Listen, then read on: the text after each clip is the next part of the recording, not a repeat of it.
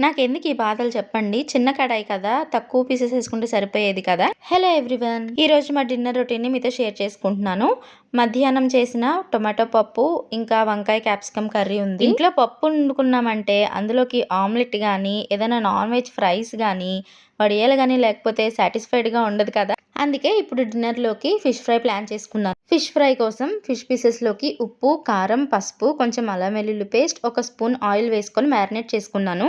ఒక half an hour ఫ్రిడ్జ్‌లో ఉంచేసి తర్వాత తీసేసి కడాయి పెట్టుకొని ఆయిల్ హీట్ అయిన తర్వాత ఫిష్ పీసెస్ వేసేసుకొని ఫ్రై చేసుకోవడమే. ఇక్కడ నేను చేసిన మిస్టేక్ ఏంటి అంటే 2 పీసులు వేయాల్సింది 3 పీసులు వేసేసాను.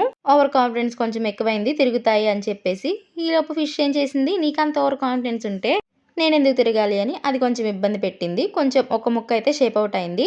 ప్యారలల్‌గా రైస్ పెట్టేసుకొని చపాతీ కూడా చేశాను. మీకు పప్పులోకి ఏం నంచుకోవడం ఇష్టమో నాకు కామెంట్ సెక్షన్‌లో చెప్పేయండి. డానియల్‌కి రైస్‌లోకి టొమాటో పప్పు, ఫిష్ ఫ్రైతో డిన్నర్ పెట్టేశాను. నేను చపాతీలోకి వంకాయ అండ్ క్యాప్సికమ్ కర్రీతో తిన్నాను. కొంచెం ఇబ్బంది పెట్టిన ఫిష్ ఫ్రై మాత్రం ఎక్సలెంట్ ఉంది ఈరోజు. వీడియో ఎలా అనిపించింది? నచ్చితే లైక్ చేసి సబ్స్క్రైబ్ చేసుకోవడం మాత్రం మర్చిపోవద్దు. బాయ్.